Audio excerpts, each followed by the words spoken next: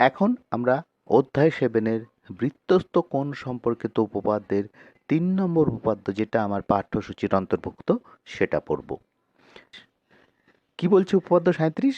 যে অর্ধবৃত্তস্থ কোণ সমকোণ, অর্থাৎ কোনো বৃত্তের ব্যাস তার অর্ধবৃত্তে যে কোণটা তৈরি করবে তার মান হবে এক সমকোণ বা 90 ডিগ্রি।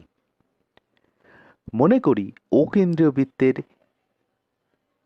এবি ব্যাস এবং এসিবি অর্ধবৃত্তস্থ কোণ এখানে কালো দাগ দিয়ে দেখানো হয়েছে। প্রমাণ করতে হবে কোণ এসিবি এক সমকোণ, যেটা কালো দাগ দিয়ে আমরা দেখিয়েছি। প্রমাণ: একই বৃত্তচাপ এপিবি এর উপর অবস্থিত কোণ এওবি কেন্দ্রস্থ কোণ এবং কোণ এসিবি বৃত্তস্থ কোণ। তাহলে আমরা বলতে পারি কোণ এওবি সমান টুয়াইস কোণ এসিবি। এটাকে আমরা 1 নম্বর সমীকরণ বললাম। আবার এবি ব্যাস এবং এটি একটি সরলরেখা এবং বৃত্তের কেন্দ্র ও, যেটা ব্যাসের ওপরে অবস্থিত। সুতরাং কোণ এওবি একটি সরল কোণ, আমরা এখানে লাল দাগ দিয়ে দেখিয়েছি। আর আমরা জানি সরল কোণের মান 180 ডিগ্রি বা 2 সমকোণ। সুতরাং কোণ এওবি সমান 2 সমকোণ। এটাকে আমরা 2 নম্বর সমীকরণ বললাম। তাহলে 1 নম্বর ও 2 নম্বর সমীকরণ থেকে আমরা কি পাচ্ছি? দেখো যে যেহেতু এরা প্রত্যেকেই কোণ এওবির সঙ্গে সমান, সুতরাং টুয়াইস কোণ এসিবি সমান 2 সমকোণ।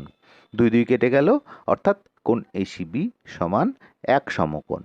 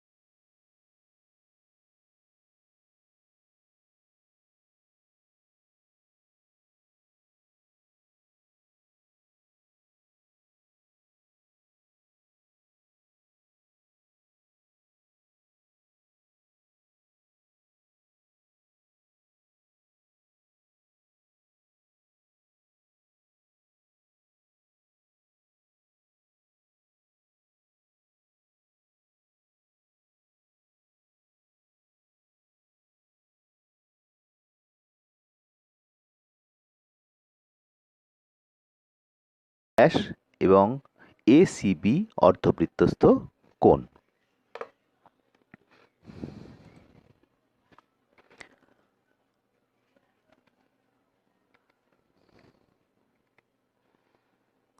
এখানে কালো দাগ দিয়ে দেখানো হয়েছে।